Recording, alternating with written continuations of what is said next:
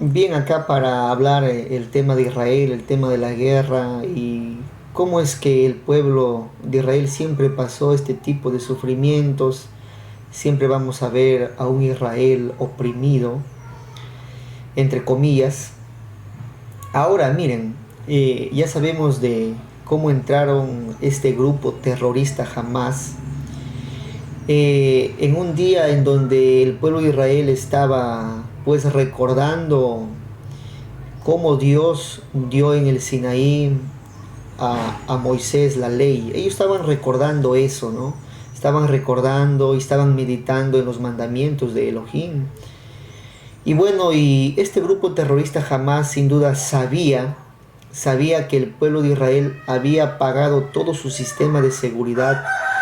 Estaban en una situación de mucha concentración en los mandamientos de Elohim, todo el ejército, todo el sistema de seguridad y pues este grupo terrorista jamás sabía que el pueblo de Dios eh, obedece y trata de estar tranquilo, trata de estar en paz. Pero es ahí pues cuando el pueblo enemigo o este grupo terrorista jamás aprovecha la ocasión. Pero también por ahí ha rondado algunos videos, ¿no? Donde vemos que muchos jóvenes estaban en un festival, eh, en una fiesta, ¿no? En una fiesta ahí en el desierto.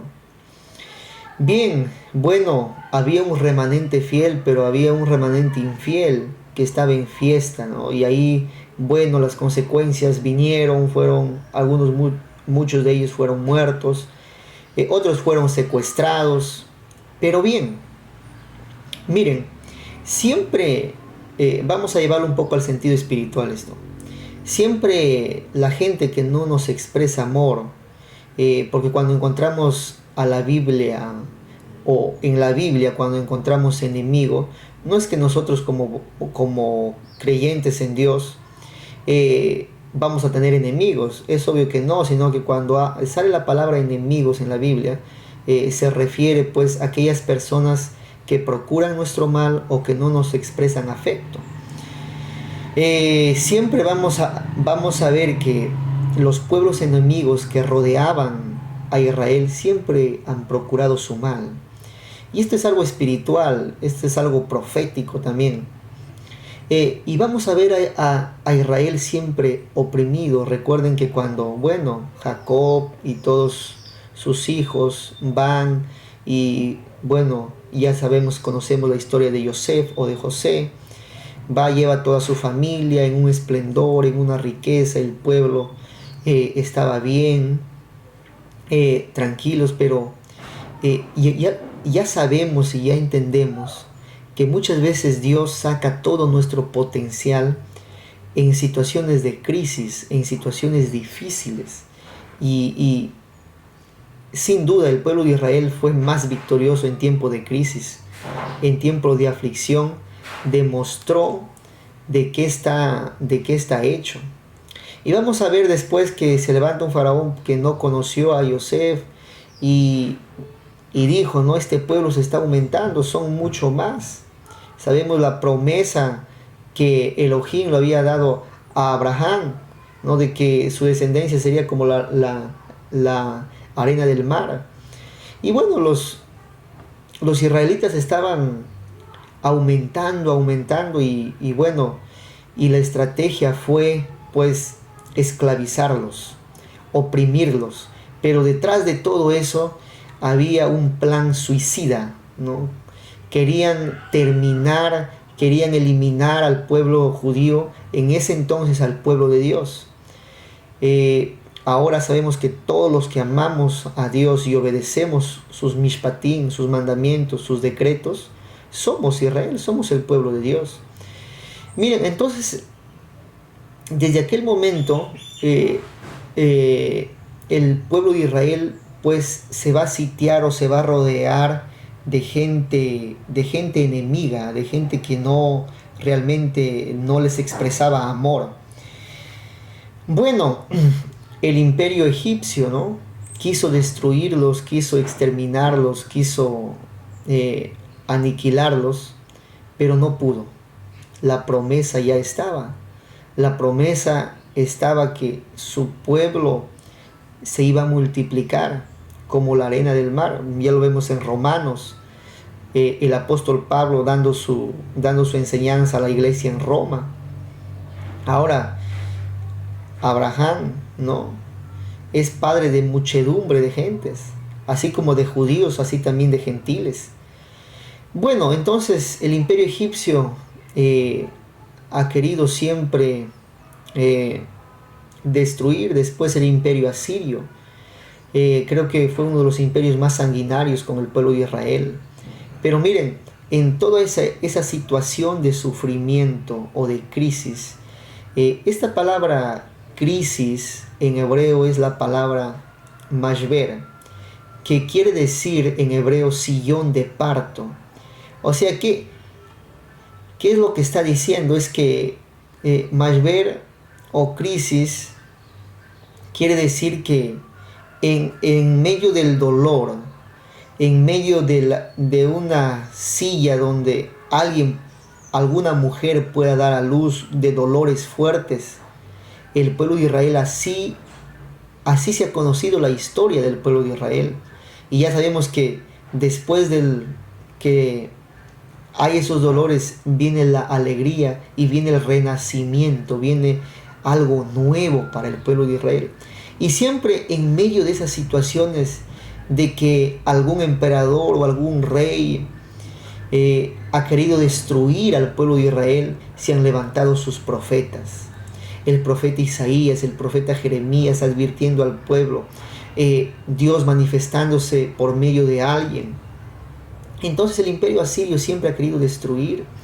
Después vemos al imperio babilónico, ¿no? Encontramos pues ahí a Daniel, un hombre o un joven, pues la misma palabra dice que era 10 veces mejor que todos los sabios de aquel entonces. Siempre dentro del pueblo de Dios va a haber gente muy capaz, y eso lo ha demostrado Israel. Israel, en medio del desierto, en medio del sufrimiento, tiene la mejor agricultura, tienen la mejor ciencia médica. O sea, y queramos o no, eso despierta un celo dentro de sus países vecinos. Siempre va a haber alguien que va a querer destruir a Israel, va a querer provocar a que Israel no obedezca a los mandamientos de Dios. Pero ningún país vecino, Egipto actualmente, o los que están por ahí, no van a poder ellos, no van a poder eliminar lo que Dios les ha prometido desde tiempos muy antiguos. El pueblo de Israel siempre va a estar presente. Ahora miren, después pues vemos al imperio, a los medos y a los persas queriendo destruir.